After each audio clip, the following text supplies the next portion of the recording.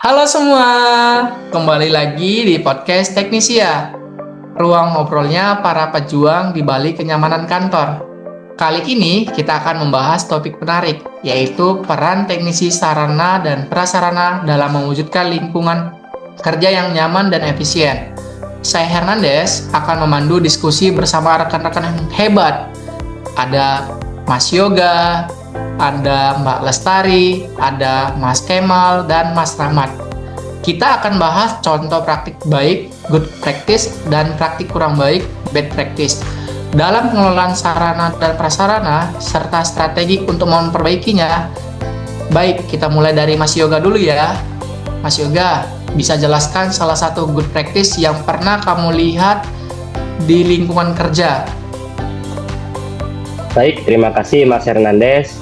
Salah satu good practice adalah penerapan sistem pelaporan gangguan fasilitas secara online.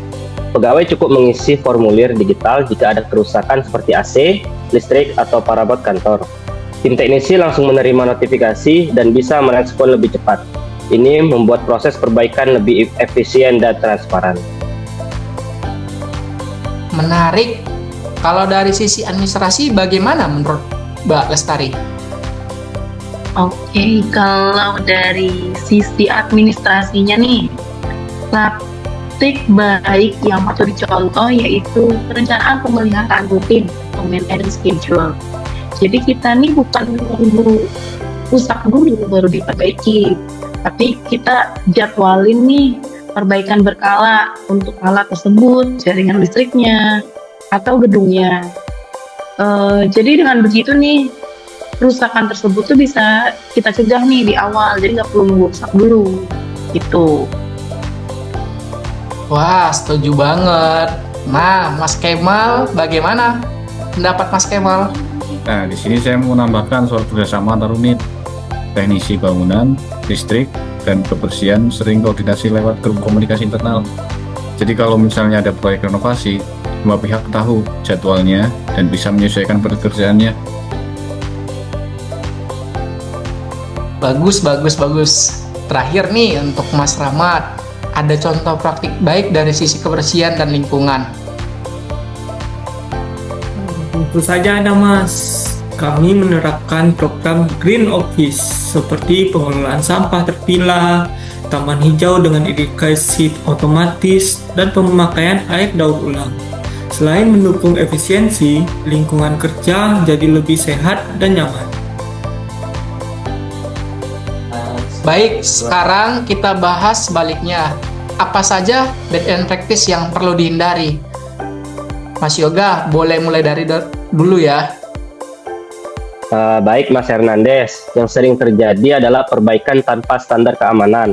Misalnya, teknisi bekerja tanpa alat pelindung diri atau tanpa memutus arus listrik utama. Ini bisa berbahaya dan harus diperbaiki. Saya juga pernah lihat nih pelaporan kerusakan yang tidak terdokumentasi. Jadi ketika ada audit nih ya, sulit kita mencari riwayat perbaikannya, dan ini membuat proses administrasinya juga tidak akuntabel. Kadang juga ada kurangnya koordinasi antar teknisi, sehingga pekerjaan tumpang tindih. Misalnya, saya baru selesai cat dinding, ternyata besok si Yoga bongkar kabel di dinding yang sama. Waktu dan bahan jadi terbuang. Dari sisi kebersihan, bad practice yang sering muncul adalah pengelolaan limbah cair dan sampah kantor yang asal-asalan. Kalau tidak ditangani dengan baik, bisa mengganggu kesehatan dan citra kantor loh. Baik, kita sudah tahu contoh baik dan buruknya. Sekarang bagaimana solusinya Mas Yoga? Dari Mas Yoga dulu. Baik, menurut saya, solusinya adalah penegakan SOP dan pelatihan rutin untuk seluruh teknisi, supaya semua paham prosedur kerja aman dan efisien. Kalau dari sisi administrasinya nih, kita perlu sistem dokumentasi secara digital yang terpusat nih. Jadi semua laporan tentang perawatan, pembelian, ataupun pemeliharaan tuh bisa kita akses dengan mudah nih. Sih. Saya menambahkan, komunikasi lintas bidang harus diperkuat. bisa lewat rapat teknis mingguan atau grup koordinasi online. Dan jangan lupa budaya kerja perlu peduli lingkungan seperti menghemat listrik, menghemat air, serta menjaga kebersihan bersama. Nah, kalau kita kaitkan dengan nilai-nilai SM Raklak, bagaimana penerapannya? Dari Mas Yoga dulu ya.